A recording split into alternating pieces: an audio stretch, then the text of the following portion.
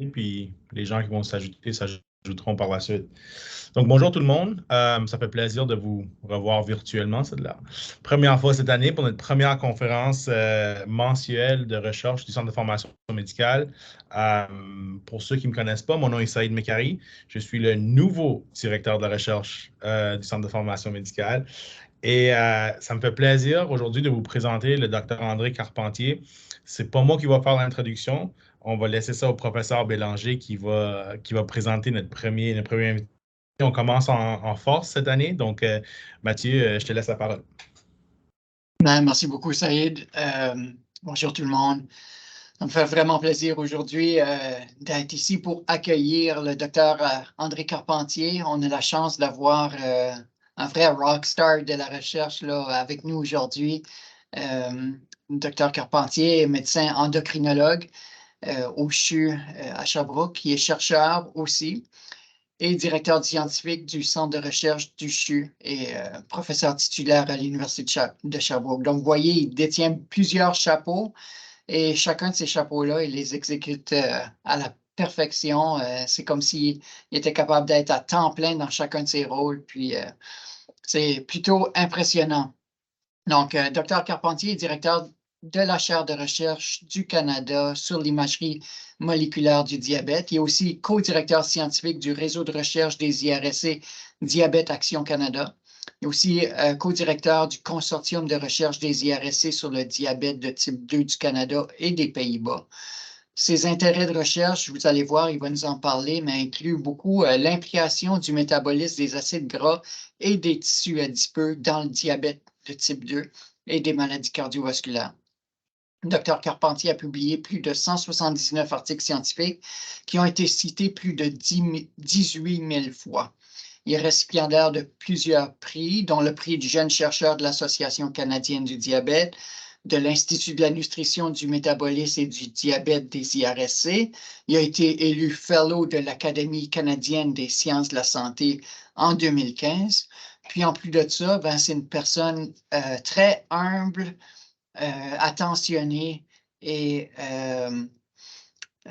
dévoué, qui est prêt à mettre beaucoup de temps dans vraiment l'évolution de la science là, au bien des patients. Je vais rajouter, c'est vrai que ce n'est pas mentionné, mais Dr Carpentier est un des exemples là, de comment intégrer les patients partenaires dans de la recherche, même de la recherche parfois fondamentale. Là. Il trouve des moyens d'impliquer les patients dans le développement de grands programmes de recherche. Donc, André, merci d'être avec nous, puis à toi la parole. Ouais, merci beaucoup, Mathieu, pour cette très gentille introduction. Puis, je pense que tout ce que ça démontre, ce que tu as dit, c'est que je commence à me faire vieux. Mais c'est très, très gentil de m'avoir invité. J'espère que ma connexion, ça passe bien. Je vais essayer de partager mon écran. Donc, en principe, vous devriez voir ma présentation. Je vais la mettre en mode diapositive. Vous me dites, parce que là, je ne vous vois plus du tout, là, Mathieu. Oui, c'est bien, André, on voit très bien. OK, parfait. Donc, c'est ça, Mathieu puis Saïd m'ont invité très gentiment là, à venir présenter sur nos recherches. Puis j'ai intitulé ça « Étendre les frontières de l'investigation du diabète et de l'obésité par l'imagerie moléculaire ». Vous allez voir que j'ai un biais très favorable pour l'imagerie moléculaire. C'est ce que je vais vous parler aujourd'hui. Puis ça me fait bien plaisir d'être avec vous autres aujourd'hui. Juste pour vous dire mes déclarations habituelles, là, tout ce que vous allez voir aujourd'hui a été financé par les IRSC puis aussi par le FRQS. Donc, les messages clés, après ça, vous allez pouvoir vous endormir tranquillement.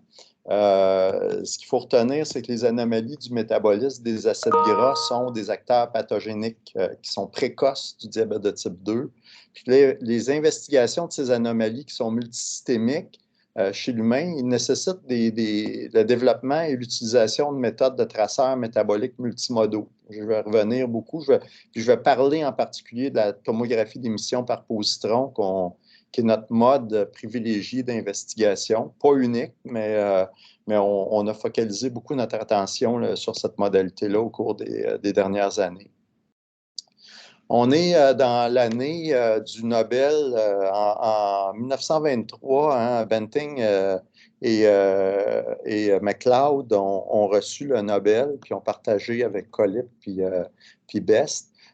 Puis donc, on ne peut pas commencer une présentation sur le diabète et pas mentionner là, ce miracle de la médecine qui a eu lieu au Canada, évidemment. Puis, il reste que malgré tous les développements, l'insuline, puis évidemment toutes les variantes d'insuline, puis toutes les classes de médicaments qui ont été développés jusqu'à maintenant pour le diabète, il reste que la situation globale n'est pas rose. Hein.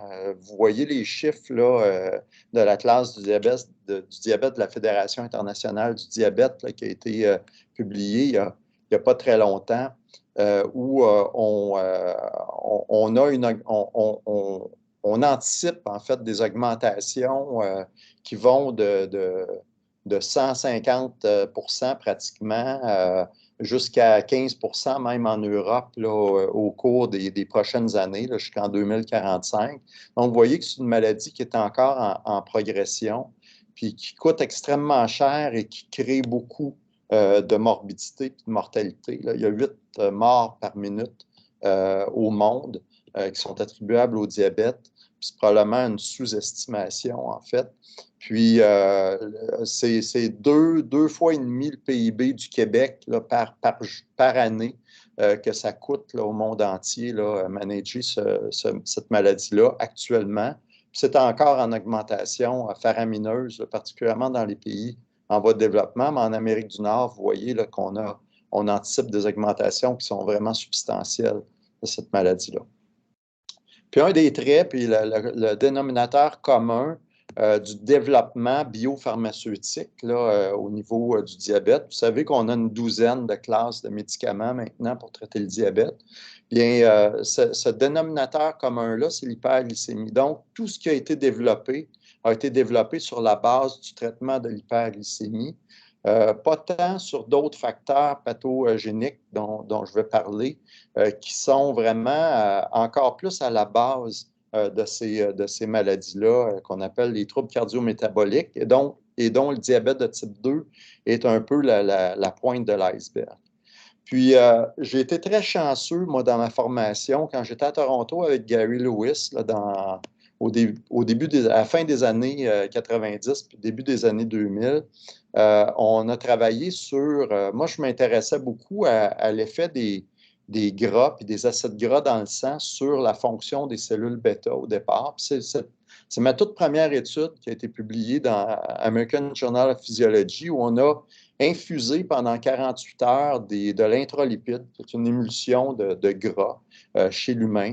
Et on a montré qu'en l'espace de 48 heures à peine, lorsqu'on augmentait les niveaux de gras dans le sang chez des personnes qui sont parfaitement normales, qui sont en parfaite santé, bien, on crée un prédiabète en ce sens qu'on réduisait de manière significative la capacité de leurs cellules bêta à s'adapter à la résistance à l'insuline. Donc, on les rendait résistants à l'insuline et aussi on réduisait ce qu'on appelle le Disposition Index, l'index de disposition de l'insuline, de la même manière qu'on le voit chez les gens prédiabétiques et même diabétiques.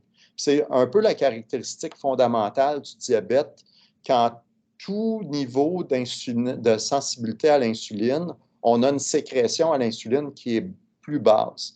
Or, les acides gras dans le sang, lorsqu'on les élève, même chez des gens parfaitement normaux, en santé, on recrée ce changement physiopathologique-là qui est fondamental dans le diabète de type 2. Ça a été vraiment un eye-opener pour moi dès le départ. Puis ça a teinté complètement ma vie par la suite. Donc, par la suite, on a fait plusieurs études. Puis une des études qu'on a fait aussi, on s'est posé la question, comment est-ce que la chirurgie bariatrique renverse si bien le diabète de type 2? On a pris des gens diabétiques de type 2, puis des gens normaux glycémiques, obèses, qui subissaient la chirurgie bariatrique. Puis donc, vous voyez un petit peu avant la chirurgie bariatrique, après la chirurgie bariatrique, 3 jours, 4 jours, 5 jours après. Puis vous voyez le fameux Disposition Index dont je parlais. Puis vous voyez qu'il est faible, effectivement, chez les diabétiques de type 2, mais en l'espace de 3 à 5 jours, on voit une renormalisation de cet index-là, qui, encore une fois, qui définit fondamentalement ce qu'est le diabète de type 2. Puis vous voyez que la renormalisation de cet index-là ne se fait pas en semaines, se fait en l'espace de quelques heures à quelques jours.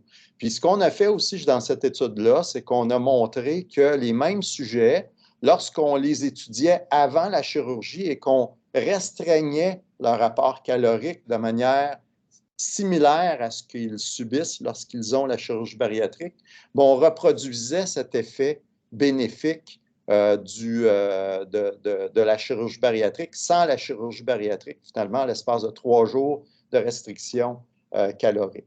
Donc, encore une fois, un élément très important qui montre que le diabète de type 2, la base physiopathologique est très dynamique et liée beaucoup à ce qui rentre dans le système, notamment en termes de gras alimentaires. Oups, j'ai perdu mon... Voilà.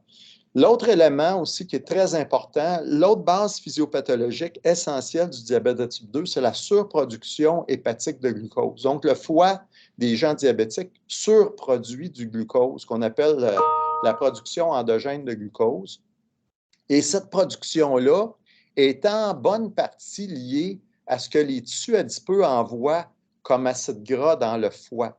Donc, on ne fait pas de glucose directement avec les molécules d'acide gras, mais par diverses voies métaboliques qu'on a révisées avec Gary dans Cell Metabolism en 2021. Si ça vous intéresse, vous irez lire ça. Je n'ai pas le temps de parler des différents mécanismes, mais il y a plusieurs mécanismes par lesquels les acides gras stimulent la sécrétion de glucose par le foie. Et on sait que les tissus adipeux, puis leur métabolisme des acides gras, puis le flux d'acides gras au foie est un déterminant important dans la surproduction hépatique de glucose chez les gens diabétiques de type 2. Puis, ce qu'on a fait aussi, c'est dans nos études antérieures, c'est que par des méthodes que je n'ai pas le temps de rentrer dans les détails, mais lorsqu'on est en chirurgie bariatrique, après la chirurgie bariatrique, en l'espace de 3 mois environ, on commence à normaliser la sensibilité à l'insuline musculaire. Mais ce qu'on a noté, c'est que la sensibilité à l'insuline hépatique, le HOMA-IR, et la sensibilité à l'insuline des tissus adipeux, elle commence à se corriger en l'espace de 3 jours. Donc, c'est beaucoup, beaucoup plus rapide. Puis, il y a un parallélisme entre la correction de la résistance à l'insuline hépatique et celle qui se passe dans les tissus adipeux. Donc, ces systèmes-là, des tissus adipeux et du foie, parlent ensemble assez rapidement. Puis, lorsqu'on guérit le diabète, lorsqu'on améliore, on rentre en rémission du diabète de type 2, bien, c'est des phénomènes qui s'améliorent parallèlement et à peu près dans les mêmes temps. Bon, tout ça m'amène à vous parler du métabolisme des acides gras, puis des acides gras alimentaires en particulier, et aussi des acides gras qui viennent des tissus adipeux. Puis comme vous le voyez sur ça c'est en révision, j'ai fini cette figure-là en fin de semaine qu'on a resoumis. Mais ce que vous voyez ici, c'est le processus de digestion des gras alimentaires. Évidemment, on sécrète des chylomicrons alimentaires qui vont être sécrétés dans ce qu'on appelle le canal thoracique vers les voies de circulation veineuse. Et de là, il va y avoir un métabolisme de ces chylomicrons-là, donc une lipolyse par des enzymes, notamment la lipoprotéine lipase, qui va hydrolyser les triglycérides dans les chylomicrons. Les triglycérides vont entrer sous forme d'acide gras dans les cellules adipeuses, puis vont être stockés. Mais en tout moment, les tissus adipeux aussi resynthétisent des acides gras à partir des triglycérides. Donc, il y a des lipases intracellulaires qui vont faire le processus inverse. Donc, il y a un processus de stockage, mais il y a un processus de relargage aussi de ce qu'on appelle les acides gras libres ou les non-esterified fatty acids, NEFA, ici dans les présentations. Puis ce flux de NEFA-là dans la circulation est contrôlé énormément par les tissus adipeux. Puis ça, je vais y revenir en détail là, dans ma présentation. Puis après le repas, ces acides gras-là, notamment, se ramassent au niveau du foie, sous forme d'acides gras libres, mais aussi au niveau sous forme de remnants des chylomicrons, qui sont recaptés par le foie. Puis le foie va métaboliser ces acides gras-là, puis il y en a une partie qui va être resynthétisée sous forme de Very Low Density Lipoproteins, les VLDL, qui vont être resécrétés pour renvoyer dans la circulation sous forme de triglycérides. Donc, vous voyez que c'est un métabolisme qui est particulièrement complexe, qui nécessite le traçage des acides gras dans plusieurs organes, dans l'intestin, dans le foie, dans les tissus adipeux, dans les autres organes. Donc, ça demande des méthodes qui vont au-delà des prises de sang.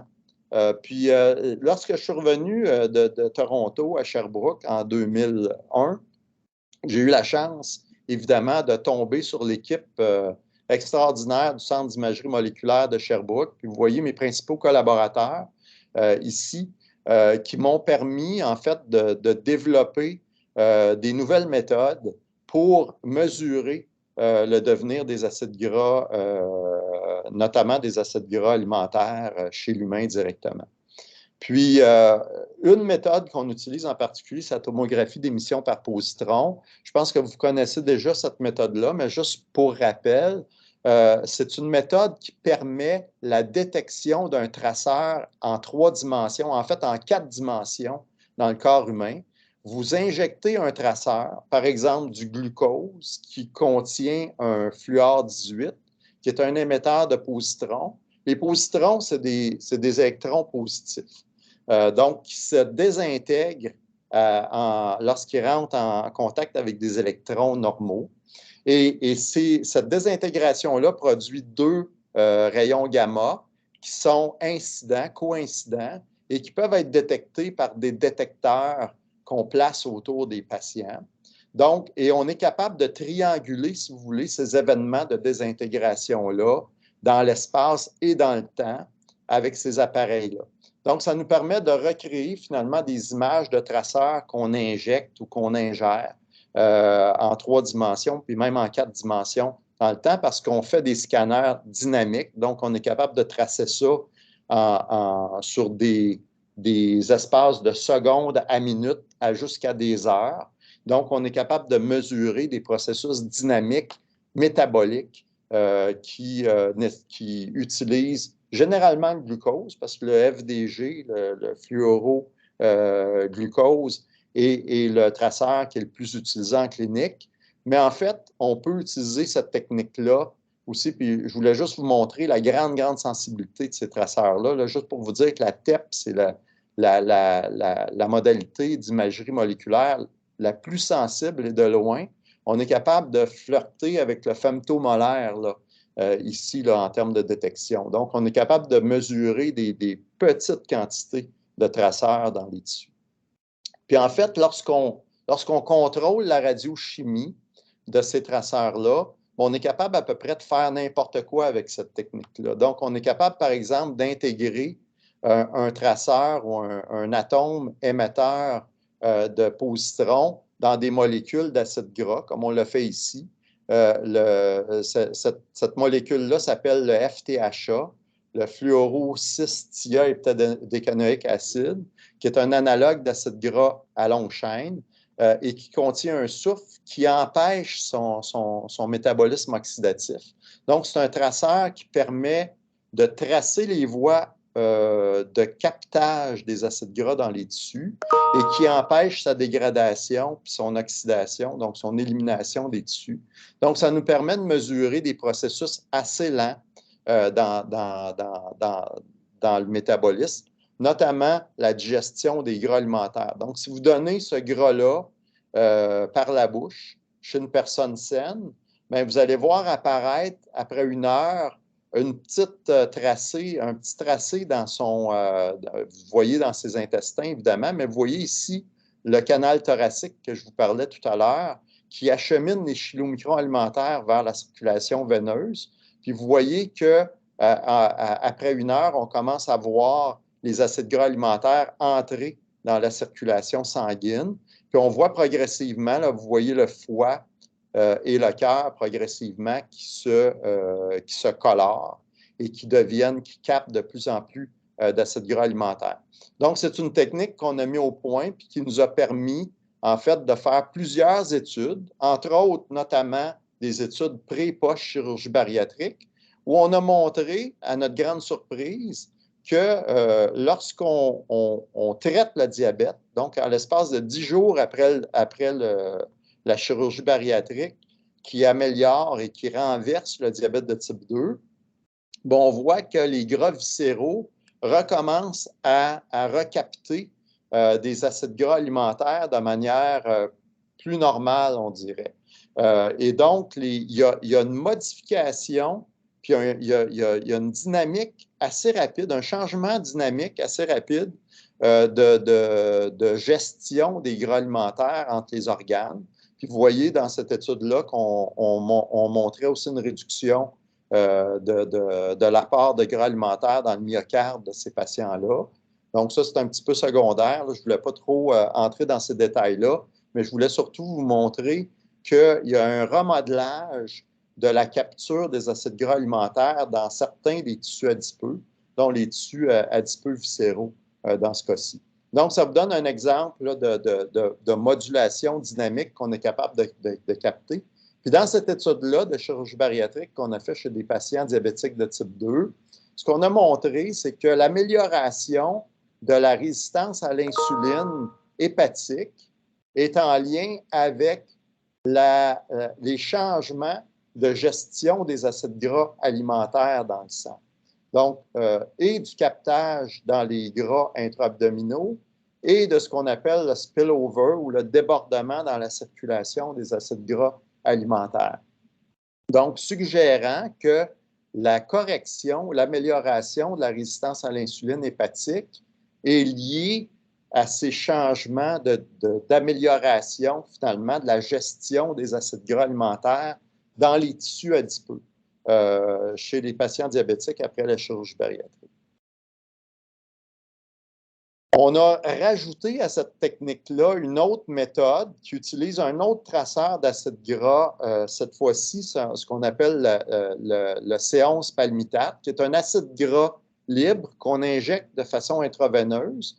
Puis ce que ça nous donne comme mesure, ce traceur-là, c'est le traçage des acides gras libres. Donc, pas les acides gras alimentaires, mais ceux qui sont relargués, si vous voulez, par les tissus adipeux en tout temps. Donc, en tout temps, que vous soyez à jeun ou après les repas, vos tissus adipeux vont relarguer des acides gras libres et ce traceur-là est capable de mesurer le devenir de ces acides gras-là dans le sang vers les organes. Puis, je vais vous montrer un petit schéma. Là. Donc, vous voyez un scan, puis vous voyez apparaître le foie ici, puis le cœur, OK, après une injection. Puis ça, c'est une accélération d'un vidéo de 30 minutes. Donc, c'est le métabolisme sur 30 minutes. Je vais vous le repasser, là, accéléré. Donc, vous voyez la phase artérielle ici. Puis, vous voyez le traceur qui entre progressivement dans le cœur et qui disparaît parce qu'évidemment, ce traceur-là est oxydé. Et dans le cœur, plus de 90% des acides gras sont brûlés en CO2. Donc, disparaissent. Le signal disparaît en l'espace d'une demi-heure. Puis, vous voyez que dans le foie, bien, il en reste encore parce qu'il y a une bonne partie de ces traceurs-là qui sont estérifiés sous forme de gouttelettes lipidiques dans le foie ou qui vont être utilisés éventuellement pour être sécrétés sous forme de VLDL. Donc, c'est assez complexe, mais avec ces mesures dynamiques-là, en lien aussi avec les mesures que je vous ai montrées de l'autre traceur, qui est le FTHA qu'on donne par la bouche, quand on le fait chez les mêmes patients, on est capable de mesurer finalement le devenir métabolique et des acides gras alimentaires et des acides gras libres plasmatiques. Et donc, on est capable de mesurer la totalité des flux d'acides gras, notamment dans le foie et dans le cœur. Puis, lorsqu'on mesure ça dans le foie chez les patients prédiabétiques qui sont intolérants au glucose, qu'ils soient hommes ou femmes, bien, on voit qu'il y a une augmentation des flux totaux, donc de l'addition des acides gras alimentaires et des acides gras libres.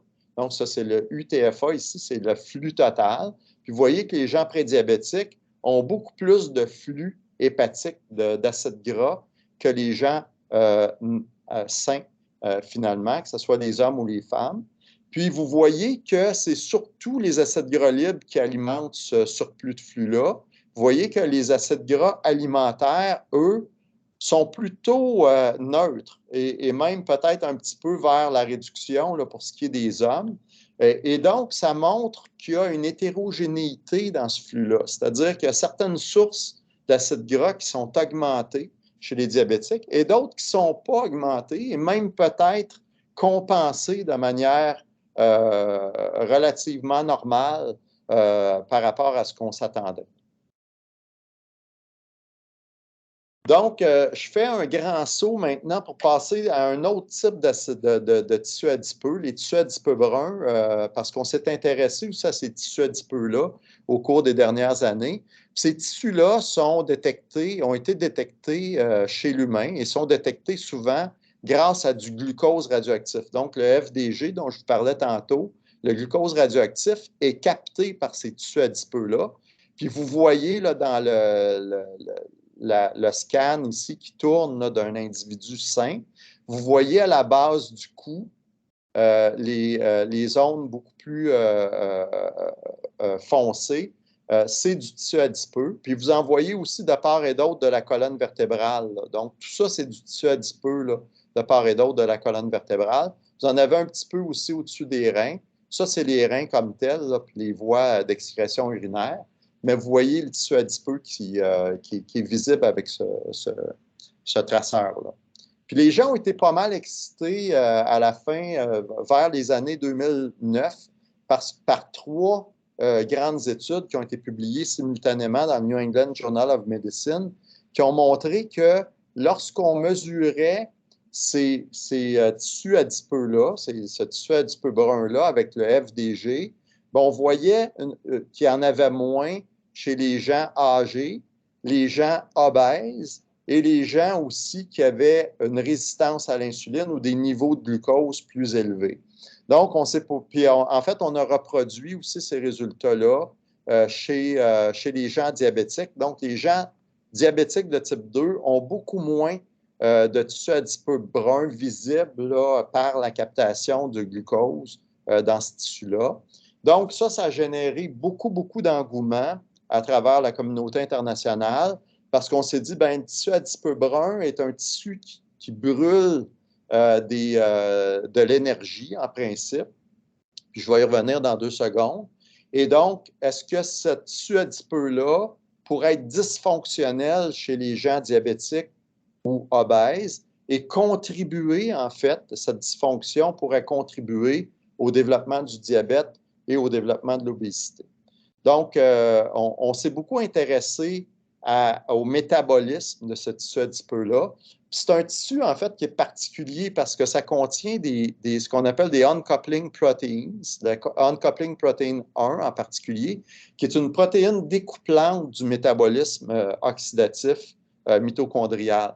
Puis ce qu'elle fait, cette protéine-là, essentiellement, c'est qu'elle permet de dissiper le gradient de protons de la mitochondrie et donc désinhibe en quelque sorte le métabolisme oxydatif et permet à cette mitochondrie-là de brûler littéralement des gras. Donc, ce tissu-là est le seul tissu du corps qui brûle littéralement son énergie sous forme de gras dans son propre contenu en gras.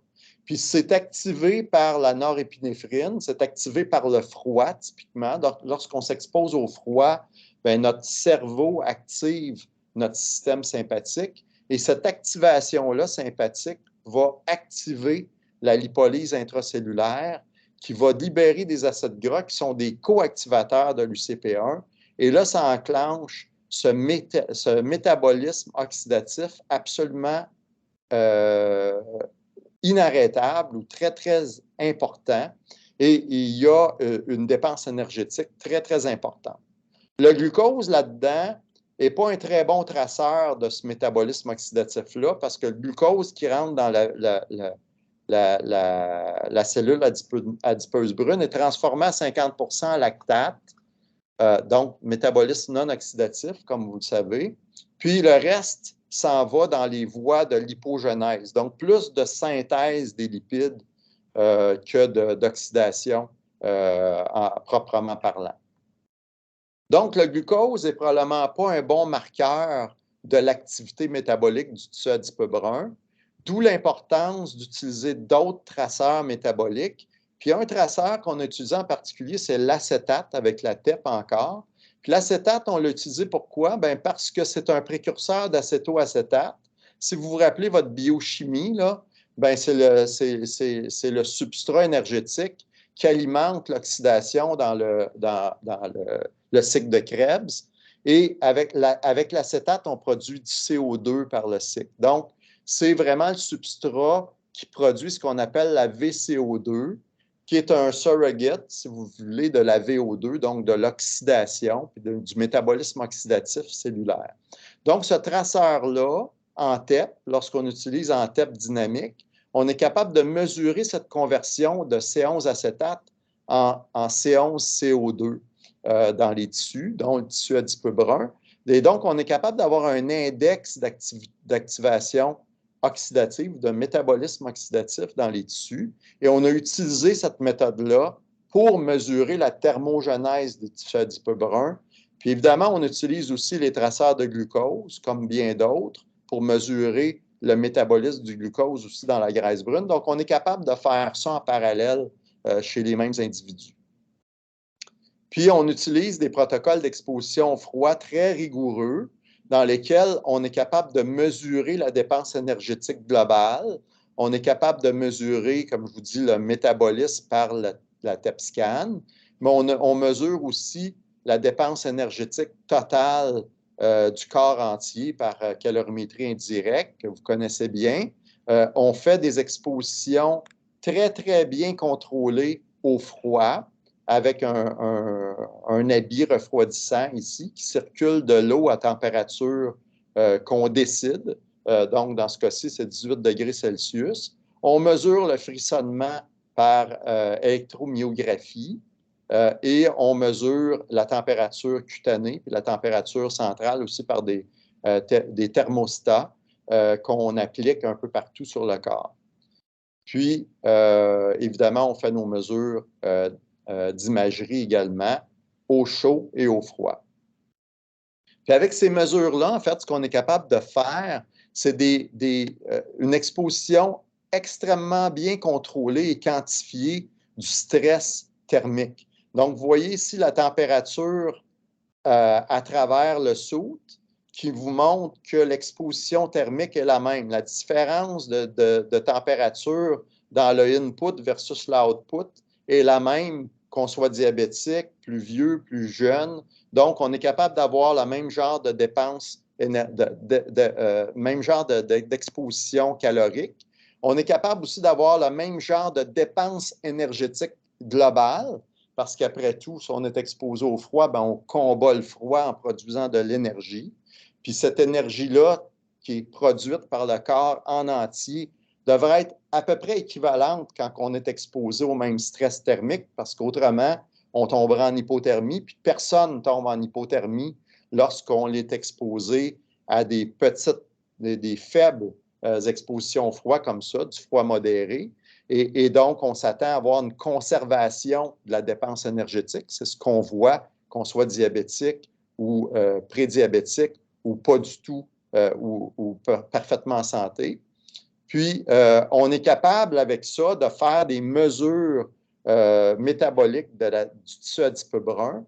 Puis, ce qu'on constate dans ces conditions-là, c'est qu'évidemment, les diabétiques puis les gens qui sont plus âgés, comme montré par les études précédentes que je vous ai montrées, effectivement, le gras brun consomme moins de glucose chez ces gens-là, mais le métabolisme oxydatif de la même graisse brune est la même. Donc, il n'y a pas de différence, il n'y a pas de réduction du métabolisme oxydatif. Puis notez que le volume de tissu adipeux brun est nettement plus faible chez les gens diabétiques de type 2, mais essentiellement parce que le volume est mesuré par le métabolisme du glucose par les scans de FDG. Donc, en d'autres termes, on peut sous-estimer énormément la capacité thermogène du tissu adipeux brun chez les diabétiques si on utilise le FDG par rapport à si on utilise, par exemple, d'autres voies métaboliques qui mesurent plus directement les mécanismes de les mécanismes thermogéniques du tissu adipeux brun chez les patients diabétiques. On a fait une expérience assez récente, ça c'est une étude assez complexe où chaque sujet était son contrôle puis est revenu 3 fois faire des scans. Donc, vous avez un scan de base, vous avez un scan en suralimentation en fructose, puis un autre en suralimentation en glucose pendant 2 semaines. Donc, on a fait 2 semaines de suralimentation en fructose parce qu'on était curieux de voir si le métabolisme de la graisse brune allait changer dans des conditions pro-diabétogènes.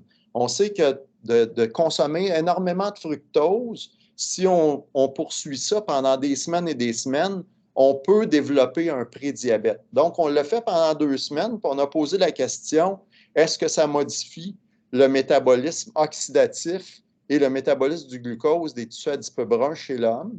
La réponse, c'est que ça modifie effectivement, vous voyez le fructose en rouge ici, la capture de glucose dans le tissu adipeux brun est nettement diminuée après 2 semaines de surconsommation de fructose. Par contre, le métabolisme oxydatif de l'acétate, vous voyez ici, n'est pas significativement modifié dans aucune des conditions.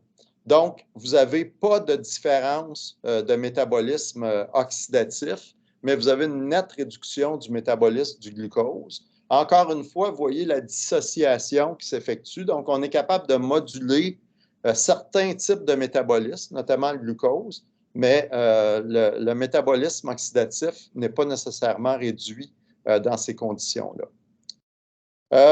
On est capable de mesurer la quantité de graisse dans la graisse brune, puis on le fait avec l'IRM, donc l'imagerie par résonance magnétique, en particulier une modalité qui s'appelle la spectroscopie par résonance magnétique, donc l'IRS. Avec cette méthode-là, on est capable de quantifier la quantité relative de triglycérides par rapport à l'eau dans un tissu. On peut le faire dans le foie, ce qui se fait régulièrement pour faire un diagnostic de stéatose hépatique, mais on peut le faire dans les tissus adipeux également, notamment dans le tissu adipeux brun. Lorsqu'on fait ça dans le tissu adipeux brun et qu'on mesure ce qui se passe dans une exposition au froid de quelques heures, donc en l'espace de 90 minutes à 3 heures, en fait, ce qu'on voit au moment où on active le métabolisme du tissu adipeux brun, on voit essentiellement disparaître le contenu de gras dans le tissu adipeux brun. Donc, c'est le seul tissu, lorsqu'on le scanne avec ces méthodes d'imagerie par résonance magnétique-là, c'est le seul tissu dont on est capable de voir presque en temps réel une disparition du contenu du gras dans ce tissu-là. C'est donc dire que, effectivement, comme je l'ai mentionné plus tôt, les tissus adipeux bruns chez l'humain consomment extrêmement rapidement et mobilisent extrêmement rapidement leur contenu en gras. Et ça, c'est mesurable. Et lorsqu'on mesure ces contenus-là, puis qu'on estime sur la base de la masse de tissu adipeux brun qu'on a dans le corps, bien, on peut arriver en l'espace de 3 heures, par exemple, à consommer quelque chose comme 8 grammes de triglycérides, ce qui est très considérable. Ce qu'on ne sait pas, par contre, c'est est-ce que ces triglycérides-là ou ces acides gras-là, plutôt, sont brûlés directement sur place ou s'ils sont libérés en circulation. Parce qu'après tout, les tissus adipeux bruns, comme les tissus adipeux blancs, leur spécialité, c'est de mobiliser des acides gras libres, comme je l'ai mentionné un petit peu plus tôt. Donc, il n'y a pas de raison de penser que les tissus adipeux bruns ne contribuent pas, eux aussi, à une mobilisation d'acides gras libres dans le sang. Et donc, on ne sait pas actuellement quelle proportion des triglycérides qui sont mobilisés de ces tissus-là sont brûlés sur place versus utilisés à l'extérieur dans d'autres tissus. On est en train de travailler la question actuellement, mais je n'ai pas encore de données à vous montrer là-dessus. Ce qu'on sait cependant, c'est que si on se base sur les quantités de gras qu'on mesure avec le FDG, de tissu adipeux brun qu'on mesure avec le FDG, la consommation, la thermogenèse, si vous voulez, la dépense énergétique attribuable à ce gras-là est relativement faible lorsqu'on s'expose au froid modéré. Donc, on parle de 12 kilocalories par 24 heures, ce qui est vraiment trivial, c'est négligeable. Par contre, si on regarde si on expand un petit peu, puis on regarde les dépôts de tissu adipeux dans lesquels on a du FDG, mais qui n'allument pas tous au FDG. Donc, si on prend ces dépôts-là, puis qu'on prend les ranges les plus bas versus les plus élevés qu'on mesure par résonance magnétique chez l'humain, bien là, on commence à voir des consommations d'énergie qui sont relativement importantes. Donc, 46 kilocalories par 24 heures, c'est quand même assez significatif. C'est à peu près l'équivalent de ce qu'on dépense de plus quand on perd à peu près quelque chose comme 2 kilos par année. Donc, ce n'est pas rien, puis c'est associé avec des améliorations du diabète dans des études populationnelles. Puis évidemment, 211 kilocalories par 24 heures, ça, c'est beaucoup plus. Là, on parle là, de réduction de l'ordre d'à peu près 1 kilo par semaine, ce qui est vraiment considérable. Donc ici, en fait, on peut, durant les périodes de perte de poids active, là, évidemment.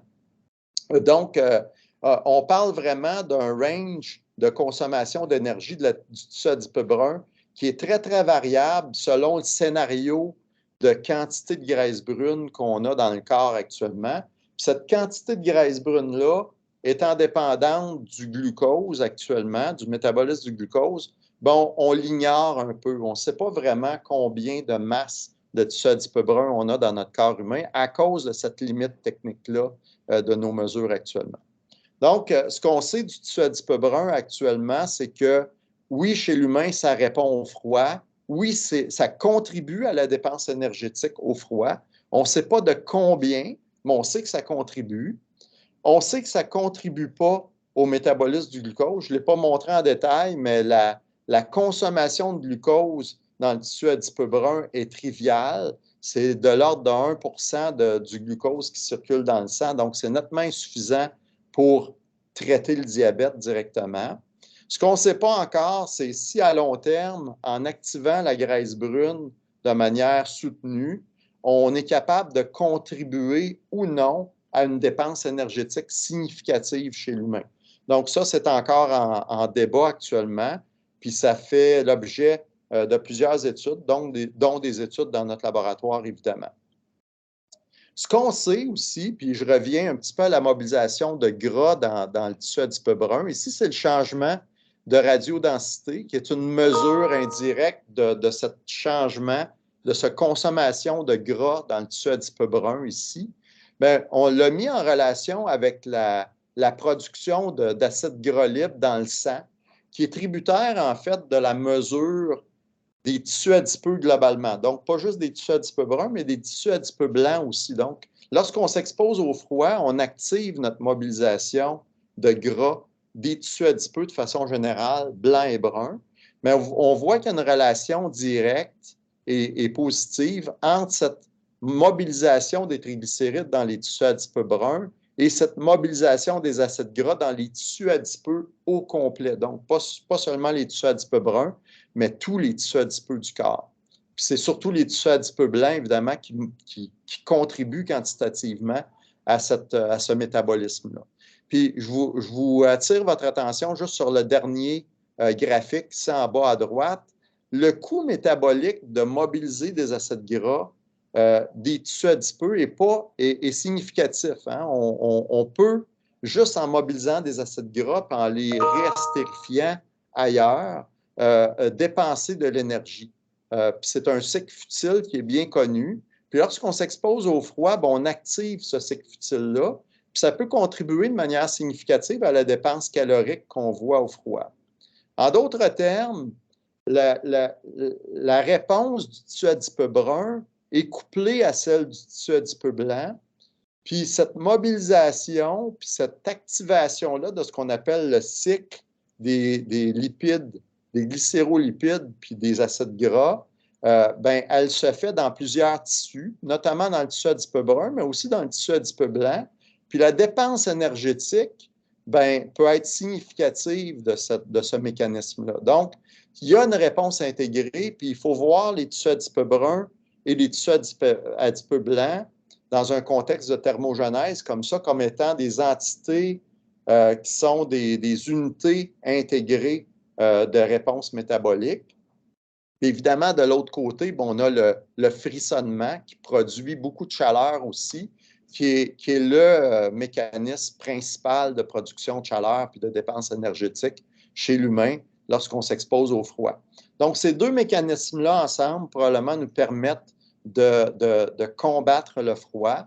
Il reste à voir un petit peu quelle est la contribution relative du gras brun versus du gras blanc et potentiellement aussi d'autres organes parce que ce métabolisme-là des graisses peut se produire aussi au niveau du foie, puis au niveau du rein, puis au niveau de d'autres organes également.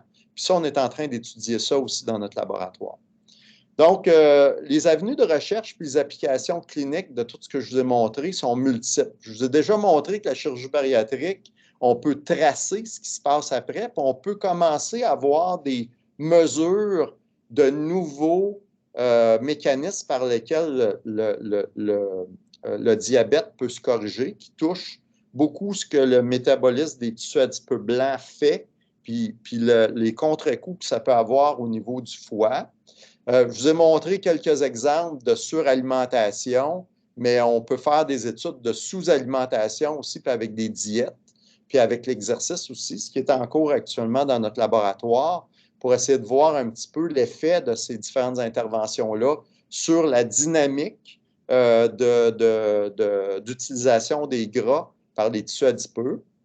Il y a des médicaments qu'on connaît déjà, des antidiabétiques comme les thiazolidinediones, qu'on sait travaillent là-dessus, mais il y a des nouveaux analogues, évidemment, les GLP-1, les agonistes des GLP-1 puis les agonistes des GIP ont potentiellement aussi des effets qui sont méconnus sur les tissus adipeux bruns et blancs. On espère avoir l'occasion de mesurer ça éventuellement.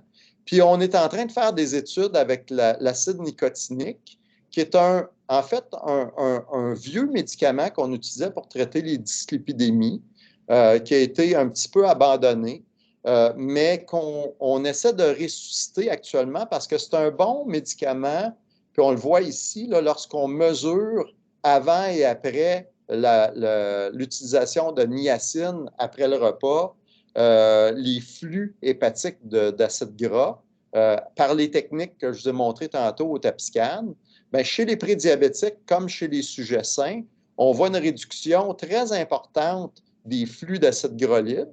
Ça, on le savait déjà parce que la niacine inhibe la lipolyse intracellulaire. Mais ce qu'on ne savait pas, c'est que ça réduit aussi le transport des acides gras alimentaires. Puis vous voyez ici le pie chart, ici, ça c'est avant niacine, puis ça c'est après niacine. Puis le gris, le noir, puis le jaune, là, c'est tous les tissus adipeux. C'est la partition des tissus des acides gras alimentaires dans les tissus adipeux du corps. Ça, c'est sans niacine, ça, c'est avec niacine. Puis vous voyez comme moi qu'on est capable de booster le captage des acides gras alimentaires dans les tissus adipeux aux dépens du foie, notamment. Okay? On le voit ici. Puis on voit que la quantité totale de flux, donc ça plus ça, qui va dans le foie, autant chez les prédiabétiques que chez les sujets sains, est nettement diminué de l'ordre d'environ 40 après un repas. Donc, la niacine, si on est capable de garder son action à long terme, puis qu'on l'administre à petite dose après des repas, on serait peut-être capable de réduire de beaucoup le flux métabolique des acides gras dans le foie. Puis, qui sait, peut-être que ça pourrait être une avenue thérapeutique intéressante Surtout que la niacine, ça coûte à peu près 4 sous par jour, contrairement à 300 pièces par mois là, pour les agonistes de GLP-1. Donc, ça pourrait être une avenue intéressante qu'on veut tester. On a envoyé une demande aux IRSC, là, on attend des nouvelles pour tester cette avenue-là. Puis finalement, dernier point que je veux faire dans ma présentation, c'est que je vous ai parlé beaucoup du diabète de type 2 comme tel, mais les complications du diabète de type 2 aussi sont beaucoup tributaires du dysmétabolisme des acides gras dans les tissus adipeux, puis dans les différents organes. Puis en fait, même, je vous ai parlé beaucoup du foie, puis on sait que le NASH, la cirrhose associée au NASH, est tributaire aussi de ce métabolisme anormal des acides gras-là dans le foie. Mais plusieurs formes de cancer, puis même la démence est potentiellement tributaire de plusieurs des anomalies que je vous ai mentionnées durant ma présentation aussi. Donc, on est en train, en fait, actuellement, de mettre en place un consortium avec l'Université de Montréal puis d'autres universités pour étendre l'utilisation de l'imagerie moléculaire à d'autres organes. Le pancréas, évidemment, mais le cerveau également, le foie, je vous en ai parlé beaucoup, puis on va poursuivre nos imageries dans le foie puis dans les tissus adipeux, évidemment. Mais on va de plus en plus se tourner vers d'autres organes, puis dans des contextes de complications de plus en plus fréquentes dans le diabète de type 2, comme par exemple la démence d'Alzheimer puis les démences vasculaires, qui sont en fait en progression, en forte progression dans nos sociétés et qui sont probablement tributaires, au moins en partie, de ces flux anormaux d'acides gras-là. Donc, on vient d'avoir une grosse FCI là, de 19 millions avec l'Université de Montréal, de 16 millions, pardon, avec l'Université de Montréal, dont 9 millions là, va venir ici au Centre de recherche du CHU pour mettre de nouvelles infrastructures en place, pour développer de nouvelles méthodes pour mesurer ces différents processus-là. Donc, je vous laisse là-dessus sur ces nouveaux développements futurs. Puis je veux juste remercier l'ensemble de mon équipe. Comme vous voyez, là, j'ai une très, très grande équipe, là, des gens absolument fantastiques avec qui je travaille puis qui font tout le travail là, que je vous ai mentionné, que je vous ai montré. J'ai aussi des collaborateurs exceptionnels, autant à Sherbrooke qu'à l'extérieur, un petit peu partout dans le monde, que je n'ai pas le temps de tout nommer. Mais ça, c'est juste une partie des collaborateurs. Je ne peux même pas tous les nommer non plus. Puis évidemment, mon service d'endocrinologie, mon temps de recherche est protégé par ces gens-là. Et donc, je les remercie beaucoup. Puis ça va me faire plaisir de répondre à vos questions. Merci beaucoup de votre attention.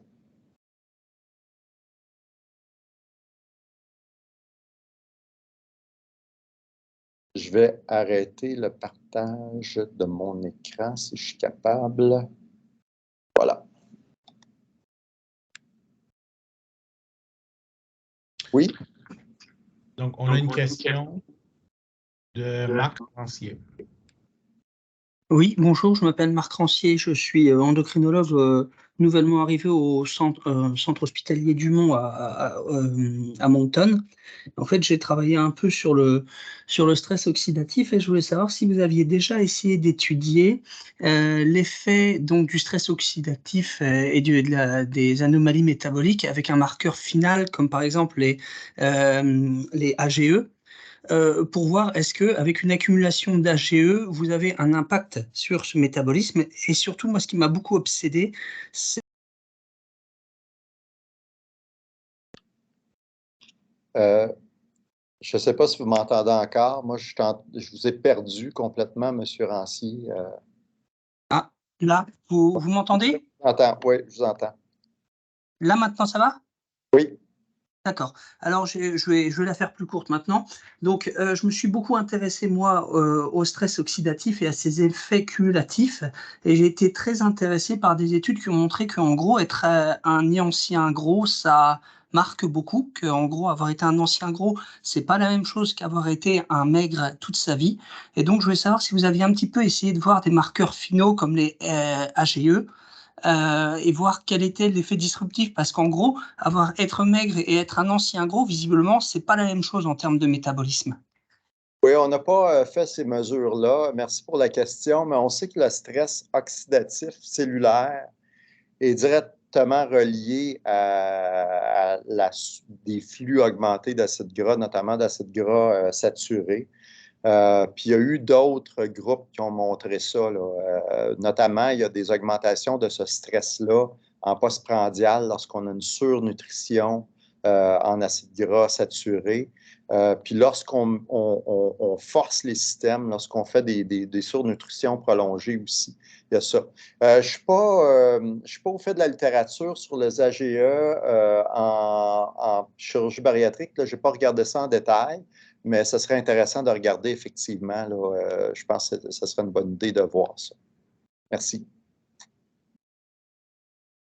Mathieu? Oui, ben premièrement, André, merci beaucoup. C'était hyper intéressant. On a fait un tour d'horizon incroyable là, par rapport au mécanisme aussi. C'est intéressant de voir les modes d'évaluation de tous ces mécanismes-là là, pour étudier, pour développer les connaissances sur les mécanismes. Vous avez développé plein de connaissances sur comment mesurer ces choses-là. C'est hyper intéressant. Au début de la présentation, tout le long, à partir de ta présentation de tes premières études, là, où vous avez induit un genre de diabète avec l'augmentation des acides gras dans le sang, ça m'a amené aux questions par rapport aux nouvelles molécules, là, plus si nouvelles que ça, là, mais Ozempic, là, les agonistes GLP-1, puis comment ça pourrait venir en jeu, puis est-ce que, puis je vais poser une genre de double question. Est-ce que tu penses des molécules comme celle-là, puis la dernière que tu as présentée là, avec le niacin, est-ce que les effets pourraient être soutenus à long terme? Puis je vais poser la même question pour la chirurgie bariatrique, c'est particulièrement pour la chirurgie bariatrique. Je me demande si les améliorations qu'on voit par rapport à la circulation des acides gras suite à une chirurgie, est-ce que c'est quelque chose qu'on peut estimer qui pourrait être soutenu dans le temps? En fait, je pense que ça ressemble à la première question. Oui, ben, c'est une bonne question, Mathieu. Puis actuellement, on a une étude en cours qui est subventionnée par les IRSC pour mesurer ça. La première étude que je vous ai montrée, on a fait la mesure seulement 10-12 jours après la chirurgie. On n'avait pas eu l'occasion de le faire à long terme, mais là, on a une étude en cours où on va le faire à 1 an post-chirurgie. Donc, vraiment, on a dit. Donc, on va répéter l'expérience à court terme, mais on va aussi mesurer à plus long terme. Évidemment, ça ne sera pas à très long terme, mais déjà, ça va nous donner une idée si l'effet peut être soutenu ou pas, au moins pour cette période-là. L'autre question, évidemment, sur les agonistes de GLP-1, ça aussi, en fait, moi, j'harcèle une des grandes compagnies là-dessus qui développe des doubles agonistes pour essayer d'avoir un financement pour En fait, je veux utiliser exactement le même protocole qu'on utilise en chirurgie bariatrique pour mesurer l'effet de ces nouvelles molécules-là, pour voir effectivement, poser exactement cette question-là. Est-ce que c'est des effets qui sont seulement transitoires dans le temps ou bien si c'est soutenu dans le temps ou ça s'améliore encore dans le temps? Puis actuellement, on ne sait pas. C'est comme tu as vu, comme vous avez vu, là, puis j'ai donné quelques exemples, je n'aurais pas en donné d'autres parce qu'on a fait d'autres études de surnutrition. C'est extrêmement dynamique. Okay? Les tissus adipeux, là, leur fonction de captage des acides gras alimentaires change beaucoup plus rapidement que simplement leur masse. En l'espace de 2 semaines ou même 1 semaine de surnutrition, on voit des différences. Donc, c'est des processus qui sont dynamiques. Puis, il n'y a pas de raison de penser que ça va rester stable tout le long là, avec une intervention. C'est fort possible qu'il y ait une phase dynamique d'adaptation, puis après ça, une remodulation différente du métabolisme. Donc, d'où l'intérêt, je pense, de faire ces mesures dynamiques-là, parce qu'on ne comprend pas bien. Jusqu'à maintenant, nos études puis nos mesures sont très statiques. On mesure la masse de tissu adipeux viscéral, évidemment, la composition corporelle à tel moment, mais on n'a absolument aucune idée de la dynamique qui va avec ça, puis de la fonction, de la fonctionnalité qui va avec ça. C'est ce qu'on essaie de faire actuellement. C'est compliqué, c'est très dispendieux, c'est très lourd à faire, mais je pense que ça vaut la peine parce qu'on voit que on a vraiment juste une partie de l'histoire quand on fait des mesures statistiques. Mhm. Merci pour la réponse. Merci aussi encore une fois pour la présentation.